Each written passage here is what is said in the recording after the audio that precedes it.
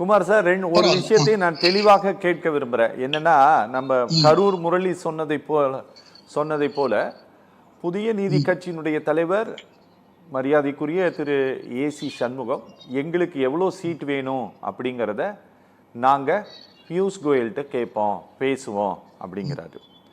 திரு G K. Vasan ஒரு 9-10 மணி நேரத்துக்கு முன்னால் ஒரு பதிவு ஒன்று போட்டார் அவருடைய கணக்கில். அவரும் எங்களுக்கு எவ்வளோ சீட்டு அப்படிங்கிற சம்மந்தமாக நான் நேற்று நைட்டு பியூஷ் கோயலை சந்தித்து பேசினேன் அப்படின்னு அவரும் போடுறாரு. சார், அவர்கள் எல்லாம் அதிமுகவுக்கு கீழே கூட்டணியில் இருக்கிறாங்களா, அவங்கெல்லாம் என்டிஏ கூட்டணியில் இருக்கிறாங்களா சார்?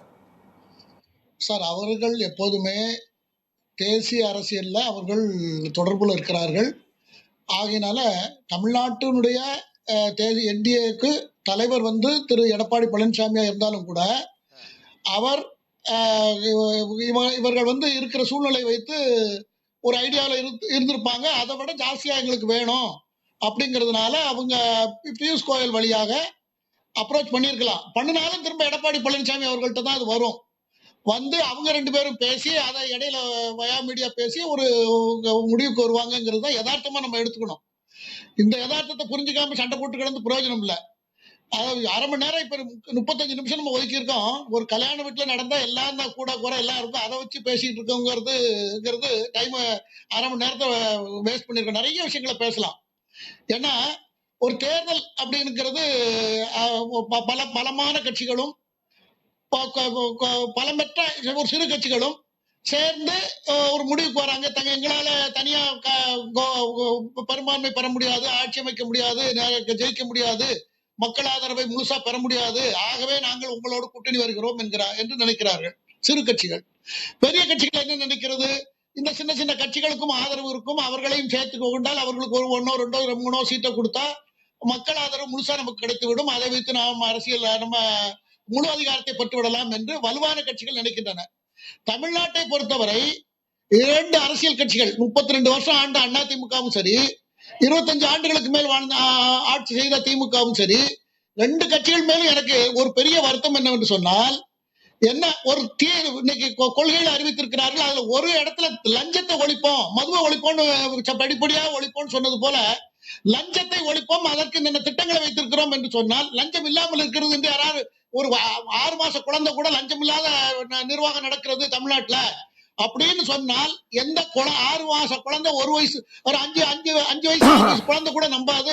அவ்வளவு மோசமான லஞ்சத்துல எதுக்கு எடுத்தாலும் லஞ்சம், பொது சொத்துக்கள் தவறாக பயன்படுத்தப்படுகிறது, கபலீகரம் செய்யப்படுகிறது. இதெல்லாம் மக்கள் எல்லாம் சகித்துக் கொண்டு இருக்கிறார்கள். அதற்கு ஒரு தீர்வாக இந்த தேர்தல் அறிக்கையில லஞ்சத்தை ஒழிப்போம், மதுக்கடைகளை சனஞ்சனமாக குறைப்போம்னு சொன்னது போலயாவது கொஞ்சம் கொஞ்சமாவது குறைப்போம், அதுக்கு திட்டங்களை வைத்திருக்கிறோம் என்று சினிமா துறையிலிருந்து வந்த திமுகவும் சரி அதிமுகவும் சரி இதுவரைக்கும் சொல்ல துணியவில்லை. ஆனால் புதுசாக வந்த டிவிகே, புதுசாக இப்ப 2 வருஷத்துக்கு முன்ன 3 ஆண்டுகளுக்கு முன்னால கட்சி ஆரம்பித்த டிவிகே அது துணிச்சலா சொல்லி இருக்கிறார். அதற்கு தான் அவருக்கு அவ்வளவு ஆதரவு. ஒரு சினிமா நடிகர் மட்டும்ங்கிறதுனால அவருக்கு ஆதரவு இல்ல. லஞ்சத்தை ஒழிப்பங்கிறது, லஞ்சத்தை ஒழிக்கணுங்கிறது மக்கள் கண்ணீர் வடித்துக் கொண்டு இருக்கிறார்கள். நான் இன்னைக்கு பொது எதிரி ஒரு கட்சிக்கு இன்னொரு கட்சி பொது எதிரி இல்ல, லஞ்சம் தான் பொது எதிரி. லஞ்சம் என்பது பொதுமக்களுக்கு சார், இங்க பாருங்க, ஒரே ஒரு நிமிஷம் இங்க பாருங்க. லஞ்சத்தை ஒழிக்க முடியாதுங்கிறதுனாலதான் லஞ்ச ஒழிப்புத்துறை இருக்குது. அது எப்படி சார்? சார், நீங்க யூனியன் கவர்மெண்ட்ல லஞ்சமே நடக்கலையா? நீங்க சிபிஐ தினந்தோறும் எவ்வளவு பேரை அரெஸ்ட் பண்றாங்க, எவ்வளவு எஃப்ஐஆர் போடுறாங்கன்னு பாருங்க. நீங்க அதை பாருங்க, தயவு செஞ்சு பாருங்க. அதனால நீங்க சார் இங்க பாருங்க 230 குமார் சார் தயவு செஞ்சு ஒண்ணு புரிஞ்சுக்கங்க. இங்க பாருங்க 234 சட்டமன்ற உறுப்பினர்கள், ஒரு 34-35 அமைச்சர் பெருமக்கள், இவங்க லஞ்சம் வாங்காம இருந்தா லஞ்சம் ஒளிஞ்சிடும் அப்படிங்கறதெல்லாம் ரொம்ப அபத்தமான ஒரு வாதம்.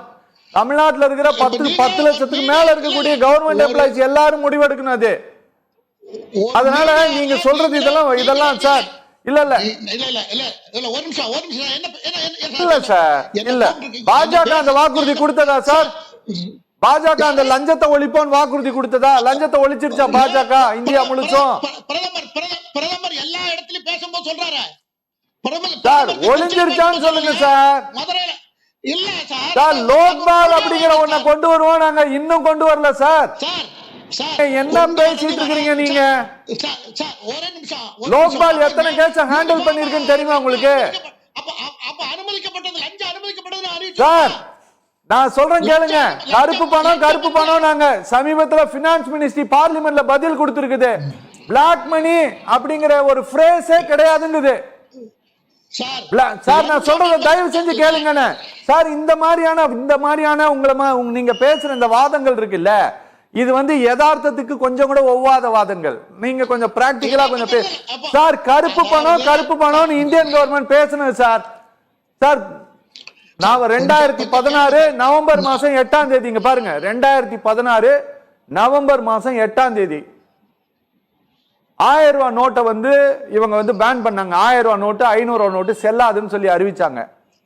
என்ன சார் ஆச்சு? அடுத்த நாள் ஆன்டி பிளாக் மணி டேவை கொண்டாடினாங்க சார். கருப்பு பண ஒழிப்பு தினத்தை நாடு முழுவதும் பினான்ஸ் மினிஸ்டராக இருந்த நிர்மலா சீதாராமன் முன்னெடுத்தார். சார் இங்க பாருங்க, கொஞ்சம் தயவு செஞ்சு நான் பேசுற கொஞ்சம் அனுமதிங்க. நாடு முழுவதும் பாஜக முன்னெடுத்தது சார். 2025 டிசம்பர் மாதத்தில் இந்தியாவுடைய நிதியமைச்சகம் பதில் கொடுத்திருக்குது. பிளாக் மணி அப்படிங்கிற ஒரு சொல்லாடல் இந்திய அரசாங்கத்தில் பயன்படுத்தப்படுவதில்லைன்னு சொல்லியிருக்கு. நீங்க என்ன பேசிட்டு இருக்கீங்க இங்க உட்கார்ந்துகிட்டு? இந்த வாக்குறுதி கொடுப்பாங்களா அந்த வாக்குறுதி கொடுப்பாங்களான்ட்டு? இல்ல நீங்க இப்போ ஒரு மீடியா பர்சனா இருந்து ஊழலுக்கு எதிராக உங்க பிரச்சாரம் இருக்கணுமே தவிர நீங்க ஊழலை ஸ்டாண்டர்டைஸ் அது யூனிட் சார் நான் சாக்ரிஃபைஸ் பண்ணல சார். சார் உங்கள மாதிரி பேசிட்டு இருக்கறவன் கிடையாது. நான் கோர்ட்ல கேஸ் போடுறவன். அதனால எனக்கு தெரியும் சார். நீங்க சார் கவர்மெண்ட் என்ன பண்ணுதுங்கிறது தான் sir matter.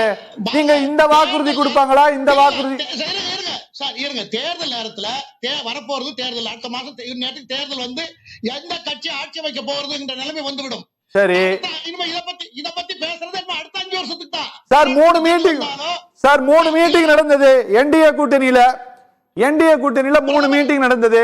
Honourable finance minister sir, honourable prime minister of India இங்க நாங்க தமிழ்நாட்டுல ஊழல் இல்லாத என்டிஏ ஆட்சி அமைப்போம்னு சொன்னாரா?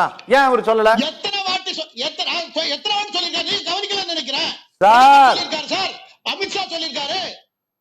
என்ன எல்லா மத்திய அமைச்சர்கள் எல்லாருமே சொல்லி இருக்கிறார்கள். அத நான் என்ன சொல்ல வரேன்? எங்க சார் செஞ்சிருக்காங்க? சார் நீங்க இதுக்கு கவுண்டர் நீங்க 22 மாநிலங்கள் ஆள்றீங்களா? இந்தியாவுல 22 மாநிலங்கள் ஆள்றீங்க. மக்கள் என்ன நினைப்பாங்க? மக்களுக்காக நீங்க பேசுங்க சார். எந்த கட்சியா இருந்தாலும் சரி மக்களுக்காக பேசுங்க. மக்களுக்கு நல்லதா கெட்டதாங்கிறத பேசுங்க. நான் அதான் யாழ்ஸ்ரீகா வச்சு பேசுறேன். ஊழலை ஒழித்தா மக்களுக்கு நல்லது சார். அது நடக்கணும்னு விட்டுட்டு அடுத்த போயிருவோம்ல. அடுத்த சென்டென்ஸ்க்கு போயிருவோம்ல. நீங்க அதுல உட்கார்ந்துட்டு அதுக்கே இவ்வளவு நேரம் எடுக்கணும். ஊழலை ஒழிக்கிறது ஒரு கொள்கையா வைங்கன்றா. எந்த அப்படி வைக்கலன்னா உங்களுக்கு மக்கள் இந்த தேர்தல்ல குமார் சார் வார்த்தையை யாரால் பிரச்சாரம் பண்ணலன்னா அது விஜய்க்கு சாதகமா போய் சார். வேணா பாருங்க. வேணா குமார் சார் இங்க பாருங்களேன்.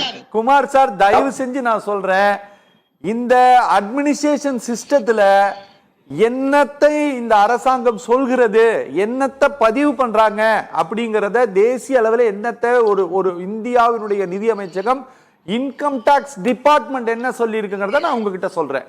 சரியா? ஆமா இல்ல சார். நீங்க ஊழல்னா அதெல்லாம் பிளாக் பண்ணி தானே சார்? ரொம்ப சிம்பிள் சார். இல்ல நான் சொல்றது கொஞ்சம் கேளுங்க. திருடர்கள் ஜாக்கிரதைன்னு ஒரு போர்டு வைக்கணும்னு நான் சொல்றேன். நீங்க எதுக்கு சண்டைக்கு வரீங்க? அதுக்கு நல்லது சார். நல்லது நாம பேசலாம் சார். பூபதி ஜான் சார் வணக்கம். அவசியம் இல்ல.